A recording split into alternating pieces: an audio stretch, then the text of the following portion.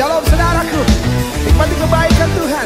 Angkat suaramu dengan ucapan syukurmu dan datang padanya. Oh yeah, oh, come into this house. Oh, are you ready?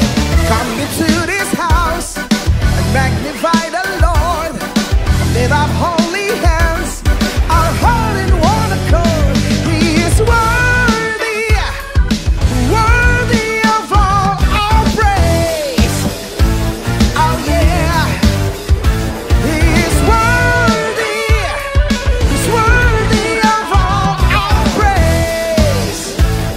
Come on, bertepuk tangan bagi Dia. Yeah,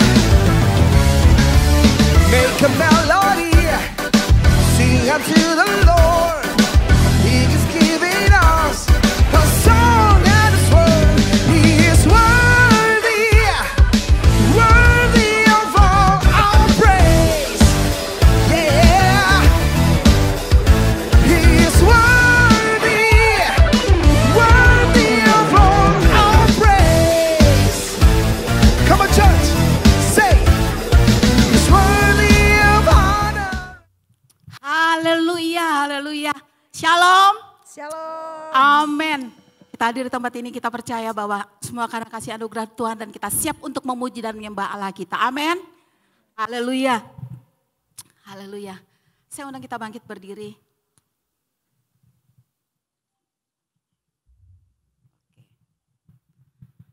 Terima kasih Yesus Tuhan. Kita mengucap syukur terlebih dahulu. Kami mengucap syukur Tuhan. Pagi hari ini Bapak kami datang Tuhan. Semua kami yang hadir tempat ini kami percaya Bapak semua karena kasih dan anugerah. Kami siap Bapak untuk memuji memuliakan nama-Mu Tuhan. Biar Roh Kudus memimpin Bapak dari awal sampai akhirnya pada kali ini Bapak sehingga kami dapat Tuhan memuji menyembah Engkau.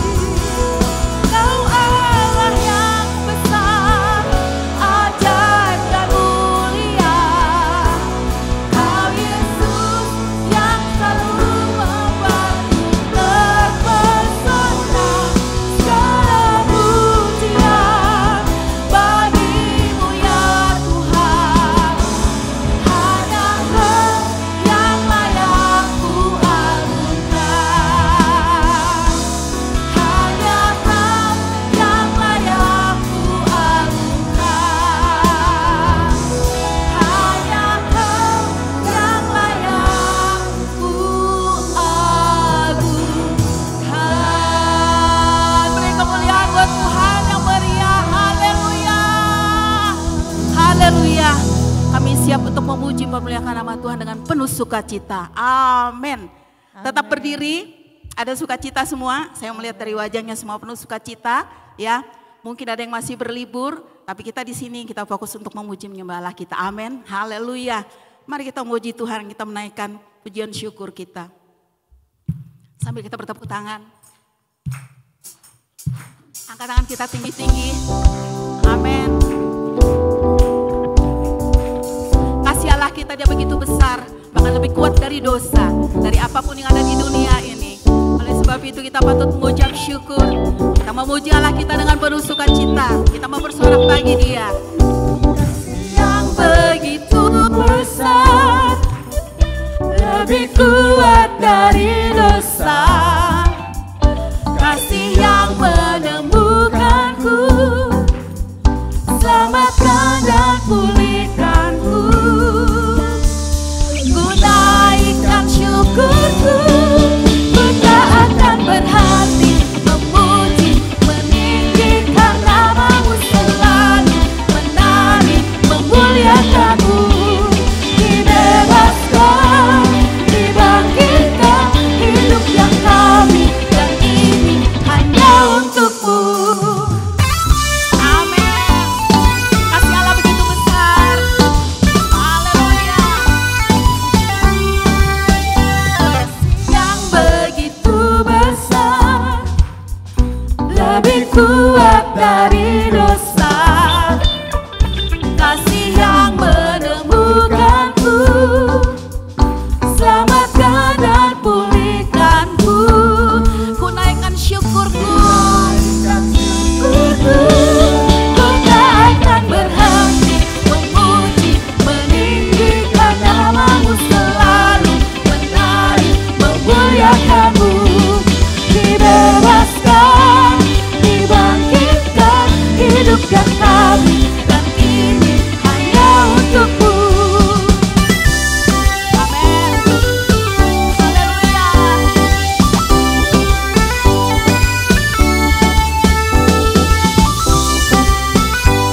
Kita naikkan syukur kita.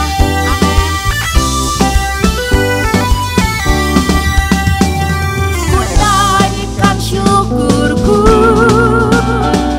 ku naikkan syukurku, ku tak akan berhenti memuji, meninggikan namamu selalu, menari, memuliakanmu. Dibebaskan, dibangkitkan, hidup yang kami, dan ini hanya untukmu. Akan berhenti meninggikan namamu.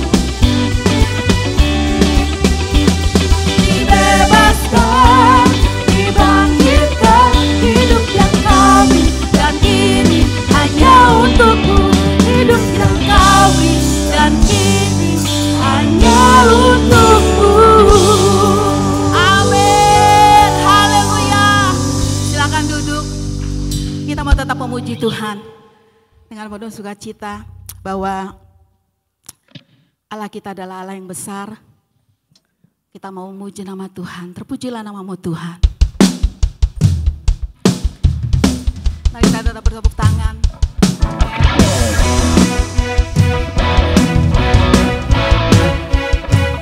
Terpujilah namamu Tuhan. Kau Allah kami yang luar biasa. Kau Allah kami yang dahsyat. Terpujilah namamu Tuhan.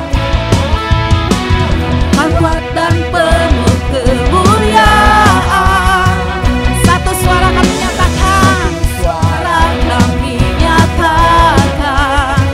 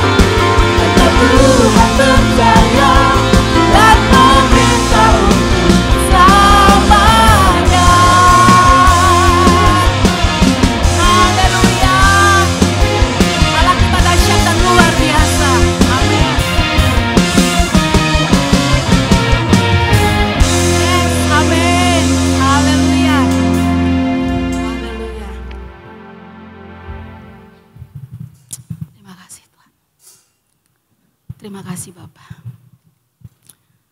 Kami tahu Tuhan hidup kami penuh mungkin suka dan duka yang kami jalani, tapi kami percaya Tuhan Kau ada senantiasa bersama kami.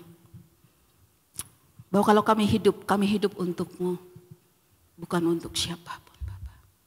Haleluya. Terima kasih Tuhan.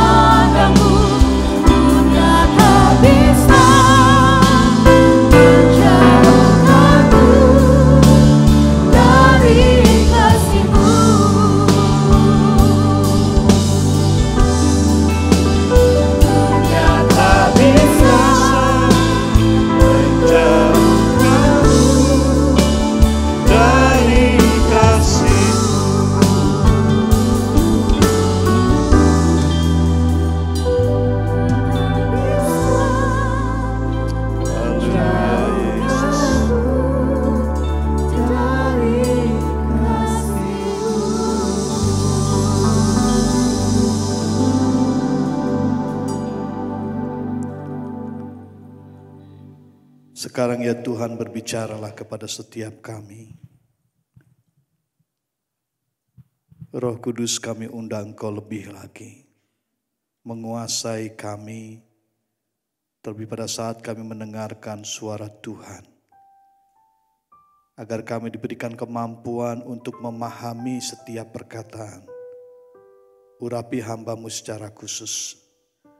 Dan sekarang berbicaralah kepada kami siap mendengarkannya.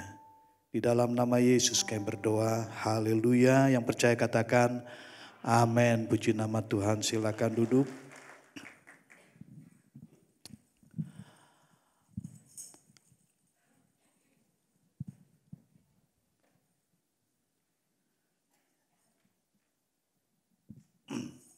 Ya.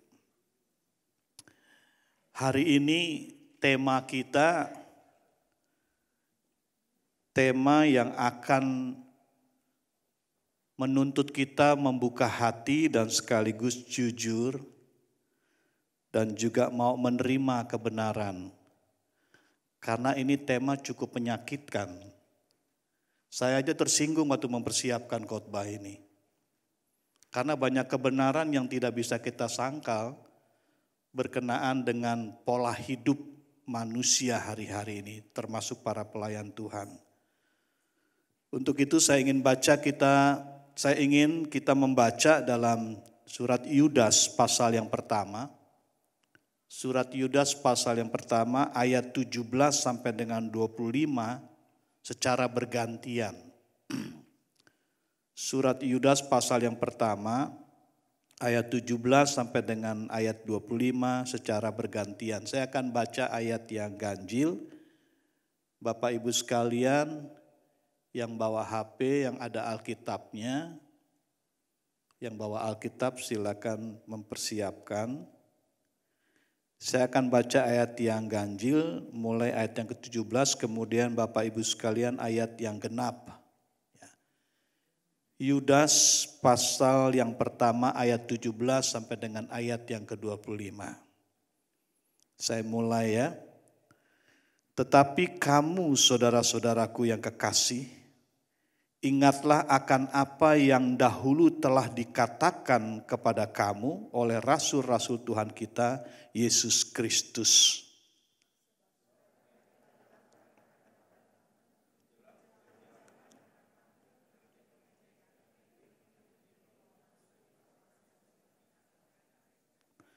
Mereka adalah pemecah belah yang dikuasai hanya oleh keinginan-keinginan dunia ini dan yang hidup tanpa Roh Kudus.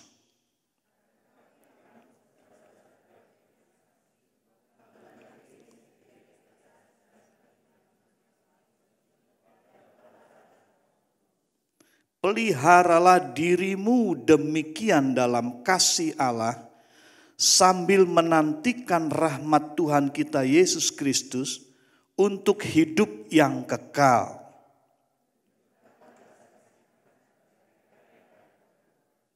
Selamatkanlah mereka dengan jalan merampas mereka dari api, tetapi tunjukkanlah belas kasihan yang disertai ketakutan kepada orang-orang lain juga, dan bencilah pakaian mereka yang dicemarkan oleh keinginan-keinginan dosa.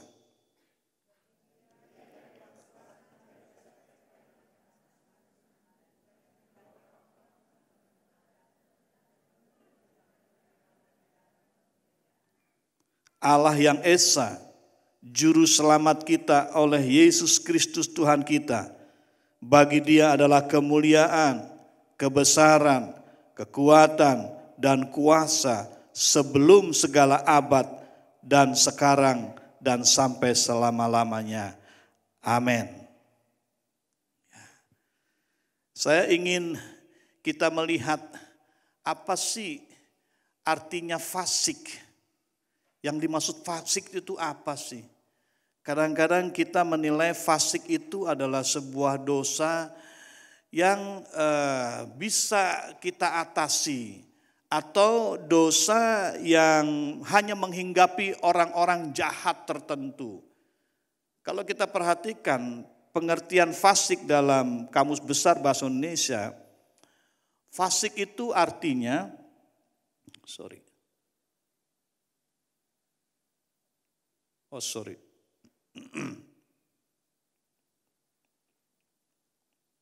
Ya, fasik itu artinya tidak peduli terhadap perintah Allah.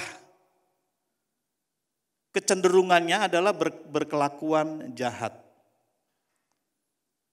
Nah, kalau kita coba tanya dan koreksi diri, berapa banyak kita peduli terhadap perintah Allah? Kadang-kadang kita menganggap sepele perintah Allah.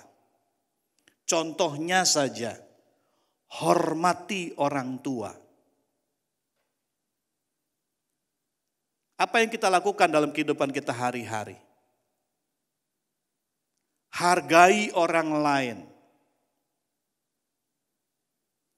Kasihi saudaramu. Seringkali kita menganggap bahwa fasik itu dilakukan oleh orang-orang tertentu yang tingkat kejahatannya tinggi. Padahal tanpa sadar kita juga sering melakukan kefasikan. Yang kedua artinya percaya kepada Allah tapi tidak melakukan. Maksudnya tidak melakukan apa yang Allah perintah tapi melakukan dosa. Nonton film porno. Itu percabulan. Selingkuh. Korupsi, mencatut, dendam, iri, dengki. Coba kalau kita pelajari firman dengan betul, itu adalah hal-hal yang Tuhan tidak kehendaki. Tapi seringkali kita sebagai orang percaya tetap melakukan itu. Berarti kita apa? Termasuk orang yang fasik. Yang ketiga lebih jelas lagi, tidak menghormati Allah. Dalam tanda kurung durhaka. Ngelawan orang tua aja kita sudah pakai label durhaka, apalagi melawan Tuhan. Kita tahu kebenaran tapi kita tidak lakukan. Itulah orang fasik. Dalam pernikahan, di hadapan jemaat, di hadapan Tuhan, di hadapan hamba Tuhan berkata, aku akan mengasihimu baik pada waktu sakit, pada waktu sehat, kurang atau lebih. Baru 3 bulan udah ngelirik yang lain. Pakai simpen lagi, pakai jadwal pertemuan lagi.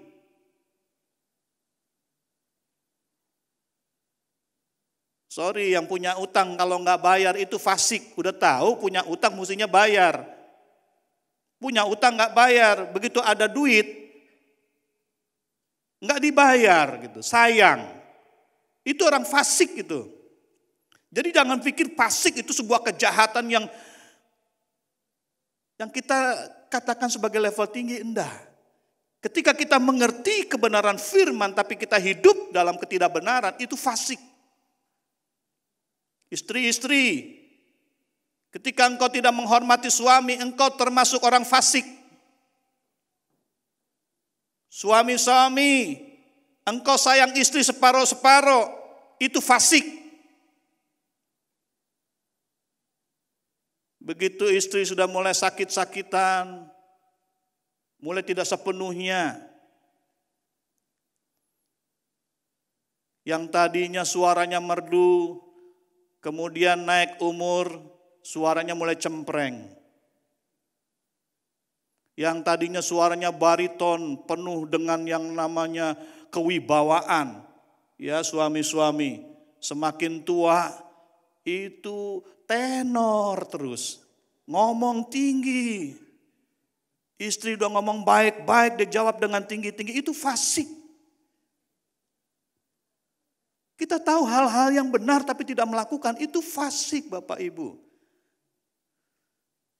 Yang bisa tahu seperti ini kan cuma Bapak Ibu sekalian dan adik-adik. Saya nggak tahu, saya pikir gembala juga nggak mungkin tahu dalam keseharian kita. Suami-suami taruh duit di dompet, lipat-lipat, diumpetin supaya istri nggak tahu. Istri kasih uang sama saudara, sama orang tua, ngumpet-ngumpet takut ketahuan sama suami. Itu fasik tuh. Jadi jangan pikir itu bukan dosa. Suami istri kan mestinya jujur terbuka dong. Yang setuju katakan, ngamennya dikit.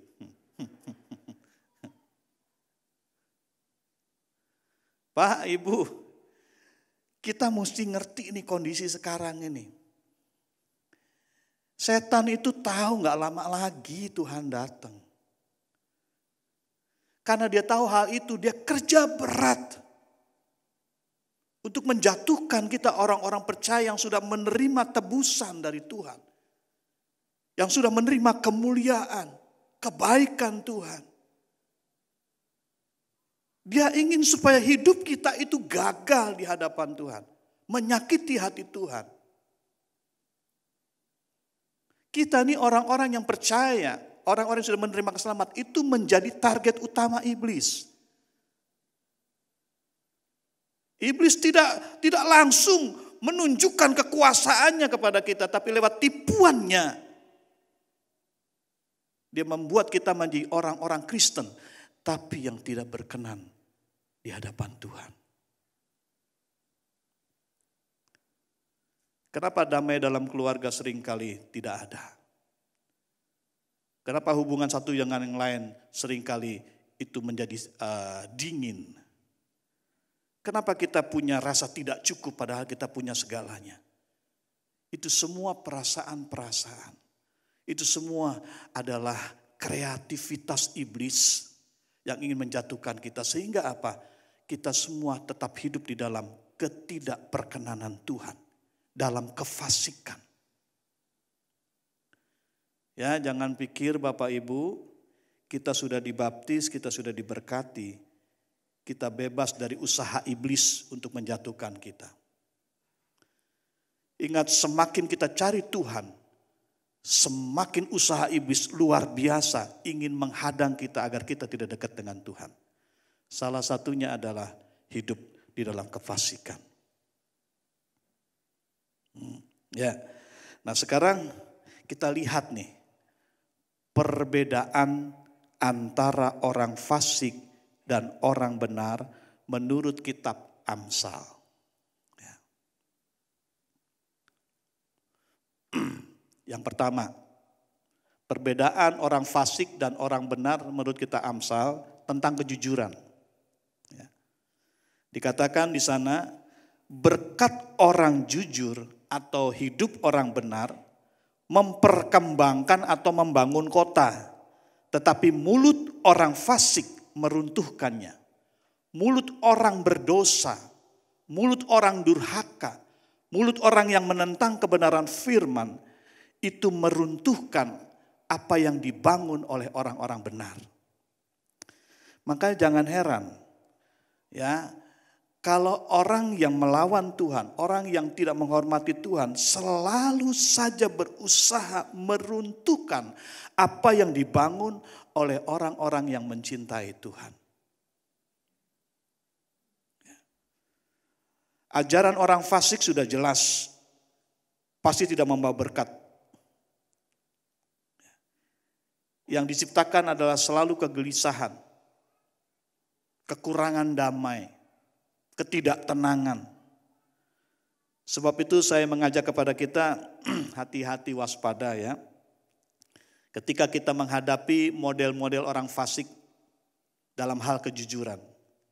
Saya berdoa supaya di antara kita tidak ada yang fasik dalam soal kejujuran. Ya. Sama orang yang dekat kita tidak terbuka.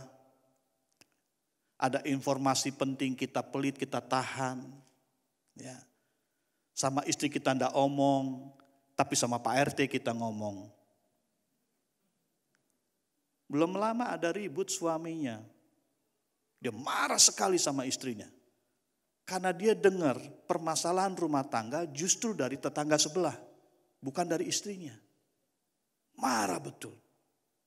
Akhirnya dia bilang begini, kenapa kamu gak sewa sound system yang besar, terus kamu ngomong tentang kita.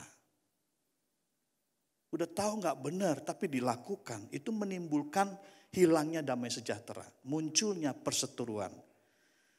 Dan sekarang bicara soal rancangan, perbedaan orang fasik dan orang benar soal rancangan. Di situ dikatakan rancangan orang benar adalah adil. Tujuan orang fasik memperdaya. Jadi kalau kita lihat ada orang yang sepertinya membangun rencana, tapi isinya ngerjain orang, itu adalah orang fasik. Bikin yang namanya program luar biasa, tetapi dia gak mau kerja apa-apa. Yang dikerjain adalah timnya. Orang-orang yang dilibatkannya udah menggeh-menggeh, kehausan, kebingungan. Dia yang membuat rencana ongkang-ongkang kaki. Itu model orang fasik. Ini kita bisa temuin di mana-mana loh. Dalam keluarga, dalam usaha, dalam pekerjaan, bahkan dalam pelayanan. Ini model orang fasik nih. Nah kita mesti waspada ngadepin orang-orang model kayak begini. Jangan sampai kita jengkel, akhirnya hati kita gak berkenan, apa yang kita lakukan gak diberkati. Ingat loh, kefasikan adalah pintu di mana iblis bisa masuk dan mengendalikan kita. Kemudian yang berikutnya soal perasaan. Perbedaan antara orang fasik dan orang benar soal perasaan. Amsal 21 ayat 29 berkata, orang fasik bermuka tebal. Ini bukan lipstik ya, bukan bedak ya. Apalagi kan sekarang banyak tuh ya, saya lihat iklan-iklan itu. Lapisan pertama, lapisan kedua, lapisan terakhir. Kalau di aspal itu kan ada diuruk dulu, baru gitu, baru lapisan terakhir. Makanya kalau kita lihat di TV itu ya mukanya mengkilap-mengkilap, begitu ngeliat aslinya ampun deh. Jangan tersinggung ya. Nah, orang fasik itu bermuka tebal, tapi orang benar itu mengatur jalannya. Gini loh, kalau orang benar itu, kalau ingin berbuat sesuatu, itu dilihat dulu, dipikirkan dulu ya, kemana, apa yang harus dilakukan ya, supaya jangan salah. Kalau orang fasik dia nggak peduli orang, salah juga tetap bisa tersenyum. Dia nyakitin orang nggak berasa, karena apa? Mukanya tebel. Dulu ada istilah waktu saya masih muda, maaf ini agak kasar, tapi di istilah kayaknya lebih bagus juga sih, lebih kena gitu, muka badak. Kalau muka tembok terlalu keras, ini muka badak. Diapain, ditegor, diapain, gak mempan dia. Dia jalan-jalan aja, dia gak peduli perasaan orang. Ini orang fasik. Ya. Kemudian yang terakhir, perbedaan antara orang fasik dan orang benar soal perkataan. Amsal 15 ayat 28 berkata, hati orang benar menimbang-nimbang jawaban. Tetapi mulut orang fasik mencurahkan hal-hal yang jahat. Pernah dengar kalau ada orang ngomong begini, udah diamin aja, mati-mati situ. Itu orang fasik tuh. Kalau orang benar dia akan teliti betul apa yang diucapkan. Supaya jangan sampai menimbulkan hal-hal yang merugikan, yang menyakitkan. Dan tidak menguntungkan. Ingat ya, kalau luka di jempol kasih betadin, terus kasih tensoplat itu bisa. Tapi kalau luka di hati itu gak gampang Bapak Ibu. Mulut kita nih kayak pisau loh kadang-kadang. Dulu waktu saya masih muda, saya pernah muda loh. Waktu saya masih muda itu ya, kebanyakan perempuan kalau ngomong itu kayak silet. Dia gak peduli. Tapi sekarang laki-laki juga banyak. Ngomong lebih nyelekit dari perempuan. Ya, mungkin emansipasi kali. Atau laki-laki merasa tersaingi oleh perempuan jadi dia bikin begitu. Itu kalau ngomong itu juteknya minta ampun. Dan suaranya juga cerewetnya hampir sama perempuan. Coba perhatikan banyak laki-laki yang cerewet sekarang. Saya nih banyak ngomong karena kan pengkhotbah. Beda lagi. Kita lihat di dalam Amsal 12 ayat 6. Perkataan orang fasik menghadang darah, artinya menyakiti, melukai, membunuh mental. Tetapi mulut orang jujur menyelamatkan orang. Sekarang ini banyak saya lihat bahasa-bahasa yang dianggap itu bahasa lucu, bahasa modern, tetapi sebetulnya itu bahasa yang tidak sopan. Ya. Bahasa-bahasa yang dianggap itu bahasa humor, sebelum itu bahasa-bahasa yang jorok. Bahasa yang tidak pantas, bahasa yang jelek. Tapi itu dipakai oleh anak-anak remaja sekarang. Bahkan banyak orang-orang yang sudah masuk ke tingkat dewasa menggunakan bahasa dalam keseharian. Lewat WA. Kadang-kadang lewat TikTok dengan bahasa-bahasa sebetulnya itu bertentangan. Ingat, salah satu bentuk kasih adalah melakukan hal yang sopan. Kasih tidak melakukan yang tidak sopan. Dari kalau ngaku-ngaku kita punya kasih dan mengasihi Tuhan dan kita hidup dengan tidak sopan, saya mengatakan itu omong kosong. Sama orang tua nggak sopan. Sama koko, sama cici, sama oo, sama siapa lagi tuh. Nggak sopan. Sama adik juga seringkali mengeluarkan kata-kata yang kasar, yang melukai. Itu orang fasik punya perbuatan. Jadi ibu-ibu juga mesti ngajar sama anak-anak. Kalau dia sudah mulai menggunakan kata-kata yang tidak sopan, harus dikasih tahu. Jangan sampai karena begitu sayangnya membiarkan dosa terus menumpuk di anak itu. Anak itu akan merasa bahwa apa yang dia lakukan itu benar. Karena tidak dilarang. Dari kecil harus diajar. Berkata-kata, bersikap. Dan jangan bangga terhadap anak-anak yang pinter. Kalau dia tidak sopan. Kita mesti hati-hati. Satu kali kita akan makan buahnya. Karena itu adalah perbuatan-perbuatan fasik. Dan orang tua juga kalau tahu itu enggak benar, harus secepatnya dibikin benar. Nasihati. Jangan dianggap benar. Ketika kita tahu itu enggak benar, dibikin benar, itu fasik, Pak Ibu. Ya. Kemudian Amsal 10 ayat 11. Mulut orang benar adalah sumber kehidupan. Tetapi mulut orang fasik menyembunyikan kelaliman. Jadi hati-hati ya dengan perkataan-perkataan yang kadang-kadang menyanjung kita. Padahal di balik itu ada hal yang ingin dikatakan atau disampaikan dengan cara yang berbalik. Atau nilai yang terbalik. Kamu cantik deh hari ini. Padahal kita tahu itu bulu mata copot satu. Aduh oma sekarang kelihatan gagah ya, luar biasa. Padahal kita tahu itu oma jalan sempoyongan. Cobalah biasakan berkata benar. Karena ketika kita berkata benar sebagai orang benar, itu akan memberikan kehidupan. Jangan puji-puji orang dengan perkataan kosong. Itu iblis punya mau. Itu iblis punya kerja. Sama istri juga ngomong jujur. Mah, itu bedak berat ke kiri. Kadang-kadang kita diemin sengaja. Begitu sudah ketemu orang bilang, Bu bedaknya. Kenapa kamu gak bilang? Ya saya kan gak bisa dong negur kamu di depan orang. Padahal tadi udah tahu di rumah. Sengaja mempermalukan orang lain itu fasik. Ya. Untuk itu kita bisa lihat ya, begitu banyak dalam keseharian kita melakukan kefasikan.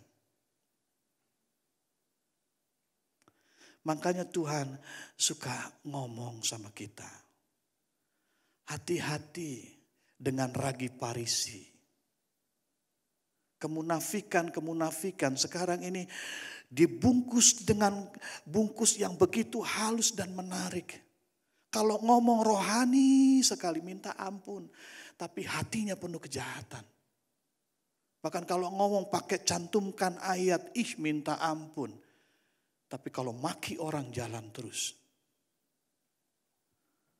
Sekarang ini kita sudah masuk ke dalam generasi kepo. Semua pengen tahu, bukan untuk menolong. Pengen tahu supaya kita bisa ngomongin untuk orang lain. Nah sekarang ini muncul generasi yang suka ngomongin orang lain. Ngomongin orang lain kalau kebaikannya masih mending, ini kejelekannya dia omongin.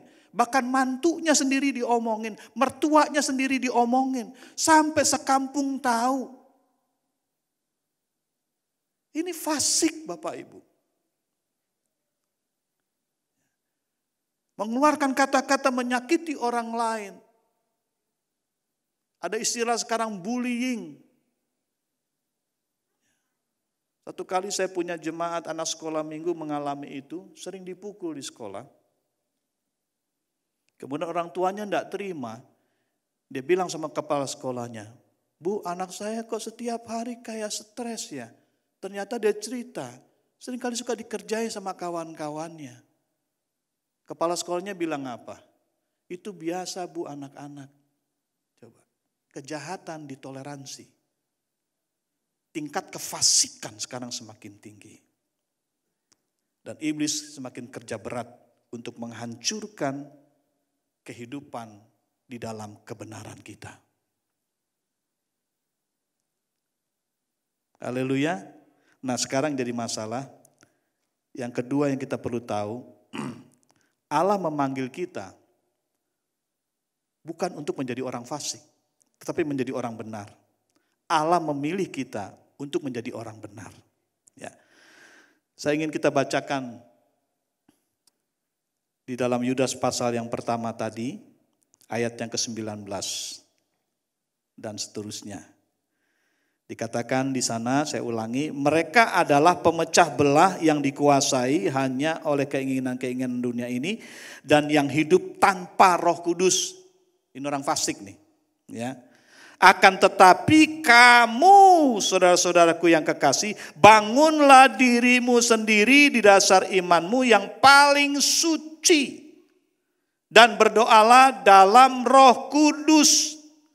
Peliharalah dirimu demikian dalam kasih Allah sambil menantikan rahmat Tuhan kita, Yesus Kristus, untuk hidup yang kekal. Tunjukkanlah belas kasihan kepada mereka yang ragu-ragu, selamatkanlah mereka dengan jalan merampas mereka dari api, tetapi tunjukkanlah belas kasihan yang disertai ketakutan kepada orang-orang lain juga, dan bencilah pakaian mereka yang dicemarkan oleh keinginan-keinginan dosa. Sekali lagi saya tekankan, saya ingatkan, iblis gak akan pernah berhenti menyusup dalam kehidupan orang-orang percaya, dalam keluarga, dalam pekerjaan, dalam usaha, dan juga di dalam gereja Tuhan. Untuk apa? Untuk menghancurkan kehidupan benar kita. Menghancurkan rancangan Tuhan dalam kehidupan kita. Menghancurkan berkat-berkat Tuhan dalam kehidupan kita. Dia ingin supaya orang-orang percaya sewarna dengan orang-orang fasik. Dia cari orang-orang sedemikian rupa supaya banyak yang ikut dengan dia di dalam neraka.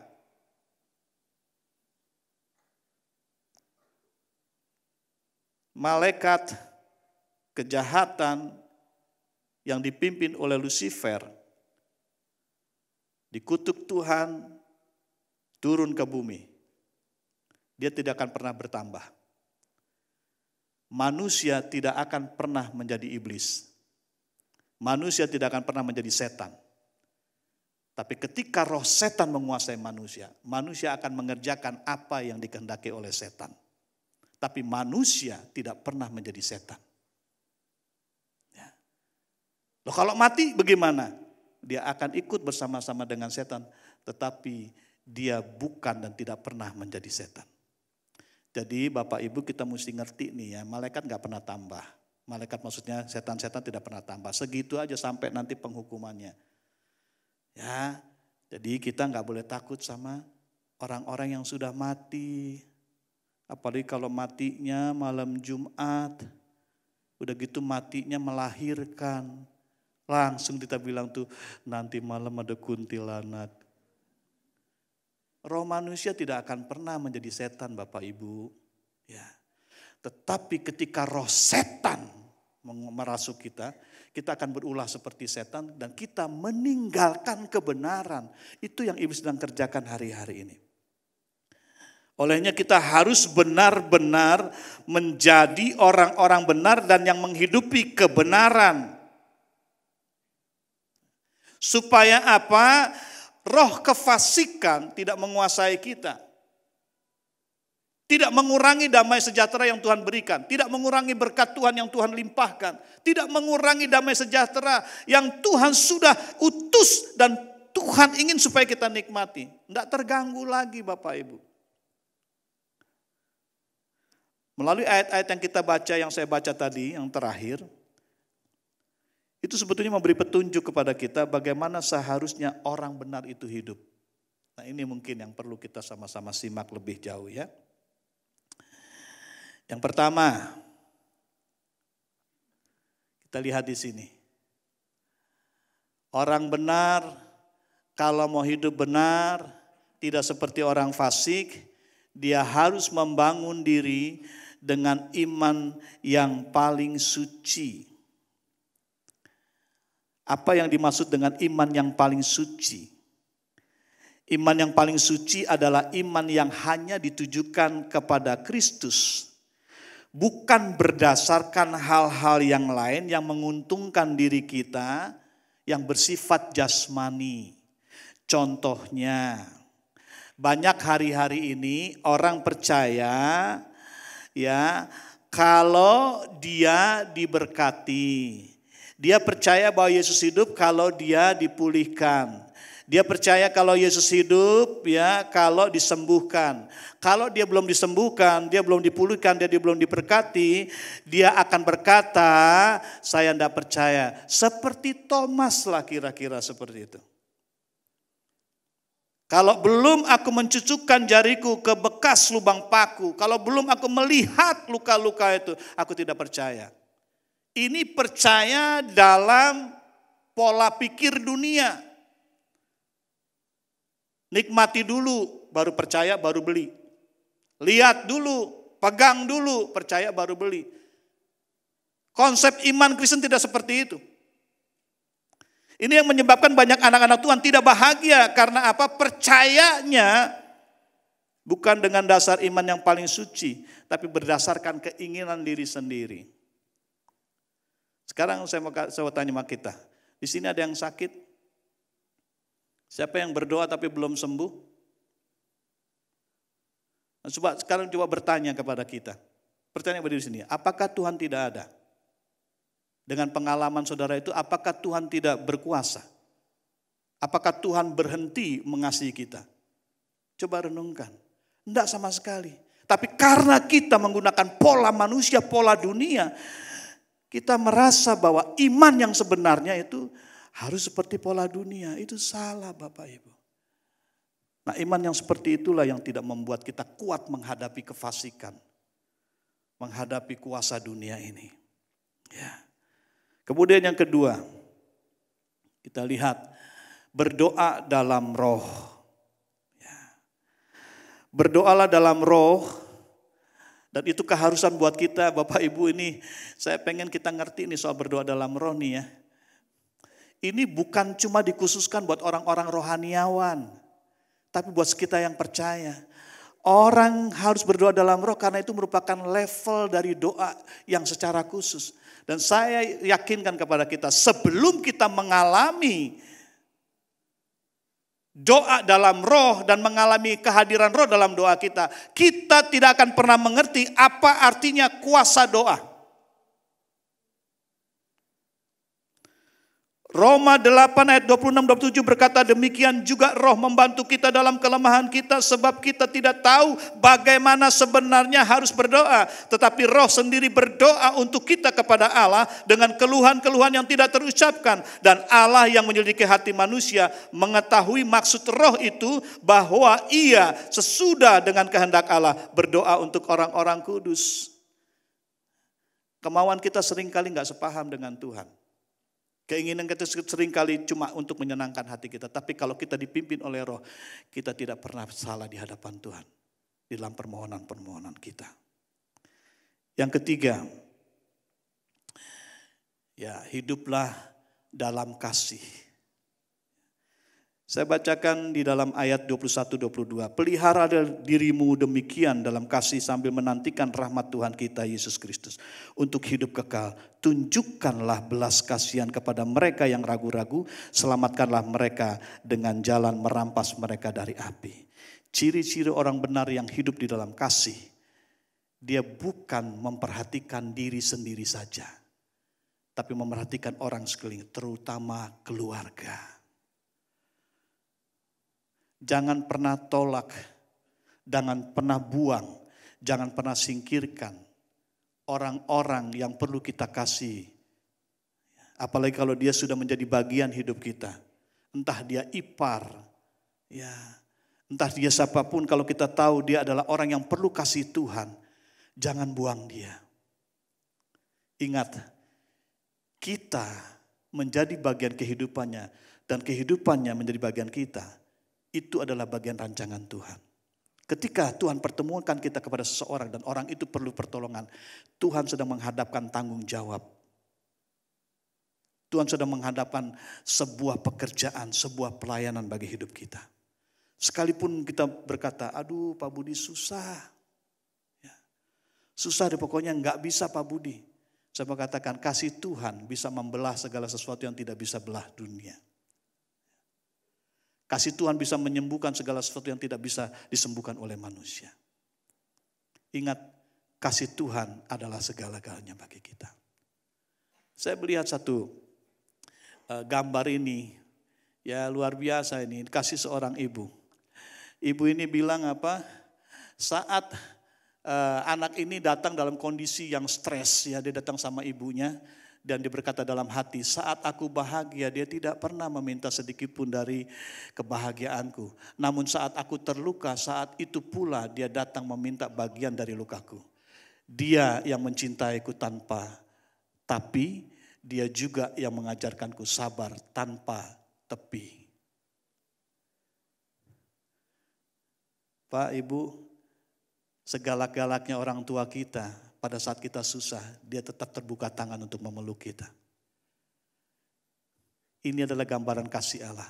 Perhatikan, pada saat bangsa Israel melupakan Tuhan, mereka tidak setia dan Tuhan buang mereka ya dari bawah kekuasaan Babil. Kemudian Tuhan tetap berkata melalui nabinya Yesaya. Dikatakan dalam 49 ayat 15, dapatkah seorang perempuan melupakan bayinya sehingga ia tidak menyayangi dari anak kandungnya? Ya, sekalipun dia melupakannya, aku tidak akan melupakan engkau. Lihat, aku telah melukiskan engkau di telapak tanganku.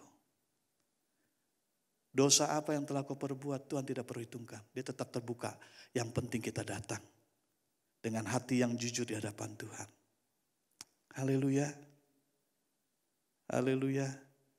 Ingat, kita dipanggil untuk menjadi orang benar. Jangan bertahan di dalam kefasikan kita. Ya. Tuhan sedih kalau orang-orang tebusannya tetap hidup di wilayah kefasikan. Kita sedang menyakiti hati Tuhan ketika kita tahu itu benar tapi tetap kita lakukan hal-hal yang tidak benar. Saya undang pemain musik, singer WL. Saya tidak paham tentang kedalaman hidup saudara, tapi satu hal yang saya yakin. Ketika Tuhan izinkan engkau mendengarkan firman ini, Tuhan merindukan kita hidup di jalannya.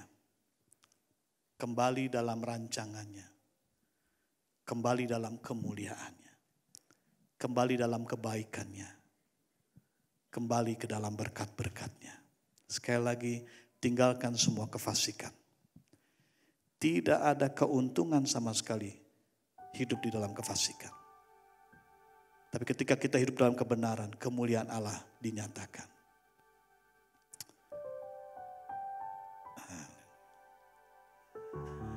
Yuk terbuka bagi Tuhan ya. Selidiki aku, lihat hatiku, apakah ku sungguh mengasihimu Yesus, Kau yang Maha Tahu dan menilai hidup, tak ada yang tersembunyi bagiku. Selidiki aku, selidiki aku, lihat hatiku, apakah ku sungguh mengasihimu Yesus, Kau yang Maha Tahu dan menilai hidupku, tak ada yang tersembunyi bagimu. Telah kulihat kebaikan-Mu yang tak pernah habis di hidupku. Ku berjuang sampai akhirnya Kau dapati aku tetap setia. Orang yang di sampingmu tidak memahami betul tentang apa yang ada dalam hatimu. Bahkan istrimu yang telah menjadi bagian hidupmu belum tentu memahami kefasikan-kefasikan yang mungkin sedang engkau hidupi. Tapi di hadapan Tuhan semua terbuka. Saya rindu kepada kita sekalian bersama dengan saya. Yuk terbuka di hadapan Tuhan. Kita mau minta ampun ketika kita tahu bahwa selama ini kita hidup dalam kefasikan. Ingat, kefasikan akan menghambat berkat, akan menghambat kemuliaan Tuhan, akan menghambat rancangan Tuhan. Kebenaran yang akan menunjukkan kita kepada semua kemuliaan Allah. Haleluya. Kita angkat pujian satu kali lagi dengan mengangkat hatimu. Haleluya. Selidiki aku, lihat hatiku, apakah ku sungguh mengasihimu Yesus, Kau yang Maha Tahu dan menilai hidup, tak ada yang tersembunyi bagimu. Telah kulihat kebaikan-Mu yang tak pernah habis di hidupku. Ku berjuang sampai akhirnya Kau dapati aku tetap setia. Sementara musik dengan lembut, saya tergerak lu berdoa. Jika ada di antara kita yang mau didoakan secara khusus, cukup angkat tangan di mana engkau duduk dan arahkan tanganmu hanya kepada Tuhan. Tuhan ada di sini. Ya. Saya akan berdoa dari tempat ini. Bapa di surga, Engkau lihat tangan-tangan yang terangkat di hadapan-Mu. Kami mengangkat tangan dan kami arahkan kepada-Mu karena kami tahu Engkaulah yang sanggup menolong kami. Bahkan Engkau Allah yang selalu mau menolong kami. Oh, ini kami mengangkat tangan Tuhan di hadapan-Mu. Dan kami mohon biarlah kekuatan yang baru boleh melawat kami pada saat ini lewat kuasa Roh-Mu yang kudus. Dan hamba mohon Tuhan, Engkau lawat mereka yang mengangkat tangan pada saat ini. Engkau jamah mereka di dalam nama Yesus Kristus. Terimalah kebenaran yang dari Tuhan. Terimalah kekuatan yang dari Tuhan. Terimalah pemulihan yang dari Tuhan. Pulanglah dengan kehidupan yang baru. Berkomitmen tinggalkan semua kefasikan. Hidup dalam kebenaran sehingga kemuliaan Allah boleh engkau alami mulai pagi hari ini. Besok lusa bahkan sampai selama-lamanya. Haleluya. Haleluya. Silakan turunkan tangan. Bapa di surga, hamba juga berdoa buat gerejamu di tempat ini. Engkau tahu pekerjaan besar yang telah engkau berikan bagi gerejamu di tempat ini. Memerlukan kekuatan, memerlukan topangan. Untuk itu Tuhan, biarlah engkau sendiri yang memimpin, menopang pekerjaanmu di tempat ini. Berkati gembala sidangmu dengan seluruh staf yang ada. Berkati semua pengurus yang ada. Berkati semua aktivis yang ada. Bahkan berkati semua jemaat yang ada, keluarga-keluarga yang ada. Dan biarlah melalui gerejamu di tempat ini, kuasa Tuhan nyata, kemuliaan Allah nyata, dan segala sesuatu yang baik nyata dalam kehidupan mereka menjadi kesaksian hidup. Dan melalui tempat ini engkau disenangkan. Di dalam nama Yesus hamba berdoa. Haleluya.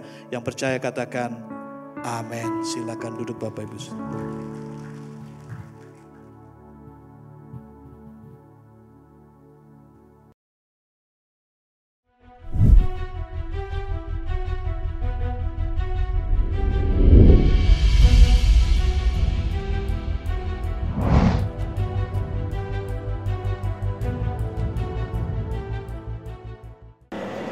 Shalom jemaat Tuhan, kiranya firman Tuhan pada hari ini dapat semakin menumbuhkan iman kita di dalam Kristus. Mari kita simak beberapa informasi penting untuk sepanjang minggu ini. Siang ini pada pukul 12 ibadah Youth Sunday Service akan ditiadakan dan digabung dengan ibadah raya. Rabu 17 April 2024 ibadah WBI akan ditiadakan. Dan pada hari Kamis 18 April 2024 ibadah doa akan diliburkan. Sabtu 20 April 2024 para pastor diundang untuk mengikuti ibadah Kompas pada pukul 6:30 malam di gedung 52 lantai 3. Ibadah Kompas kali ini akan membahas mengenai The Vow dengan pembicara Ibu Megawati Zainal. Minggu 21 April 2024, ibadah raya akan membahas mengenai kompromi dan akan dilayani oleh Ibu Maimunah Natasha.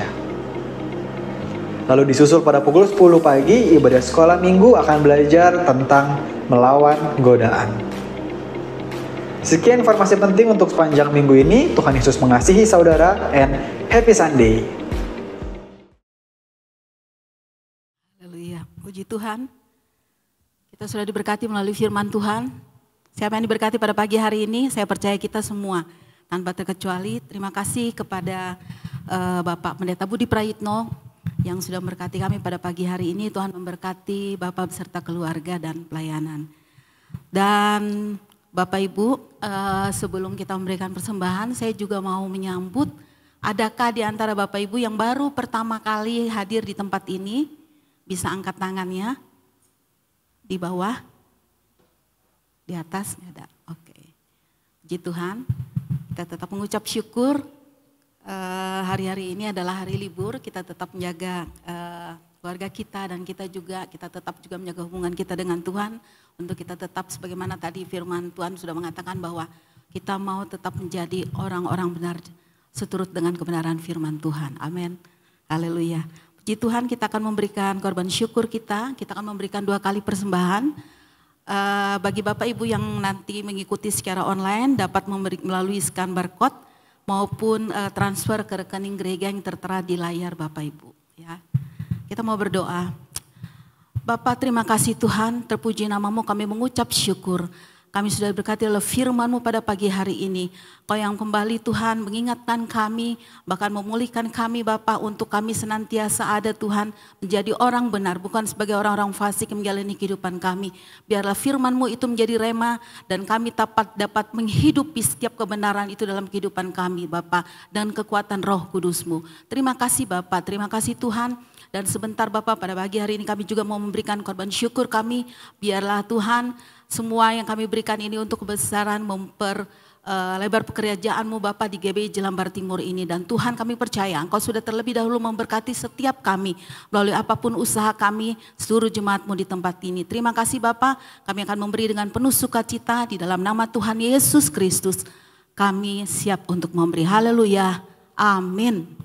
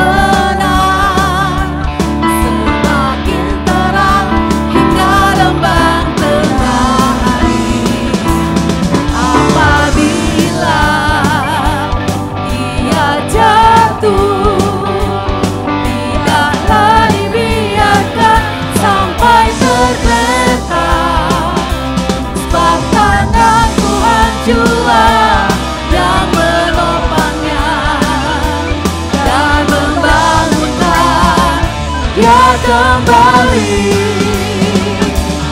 jalan hidup orang benar diterangi oleh cahaya firman Tuhan. Jalan hidup orang benar semakin terang hingga remang tengah hari.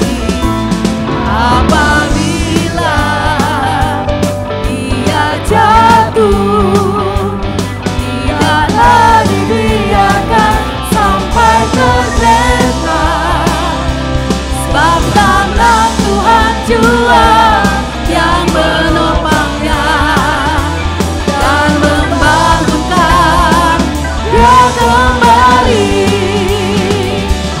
Jalan hidup orang benar diterangi oleh cahaya firman Tuhan. Jalan hidup orang benar semakin terang hingga remang tengah hari. Apabila ia jatuh, tidaklah dibiarkan sampai tergeletak, sebab tangan Tuhan jua yang menopangnya dan membangunkan dia kembali. Sebab tangan Tuhan jua, sebab tangan Tuhan jua yang menopangnya dan membangunkan dia kembali. Sebab tangan Tuhan jua, sebab tangan Tuhan jua yang menopangnya dan membangunkan dia kembali. Siapa kita semua bangkit berdiri. Kita mau mengakhiri ibadah kita pada pagi hari ini. Haleluya. Kalau ku hidup bagimu, biarlah kita mau tetap mengingat perkataan Tuhan yang sudah menjadi berkat bagi kita pada pagi hari ini. Dalam kita menjalani hidup-hidup kita hari-hari ini, biarlah kita semakin mendekatkan diri kita kepada Tuhan.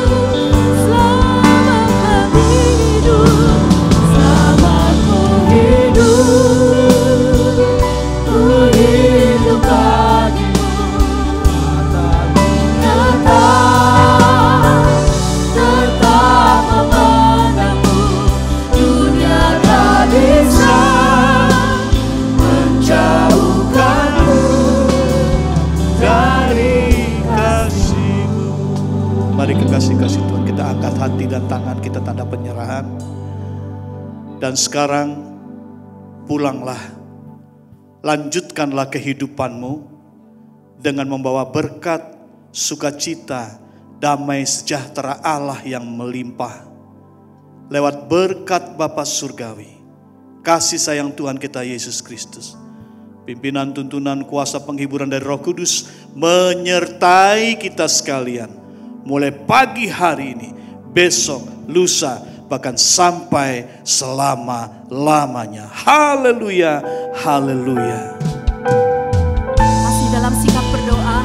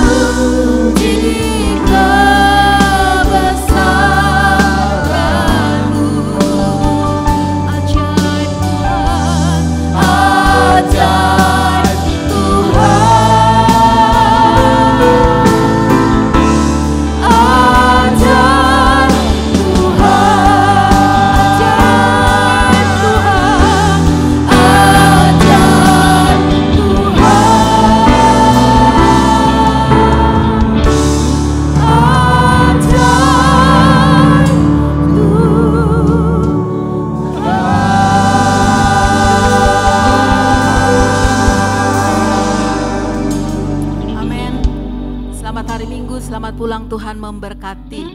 Bapak.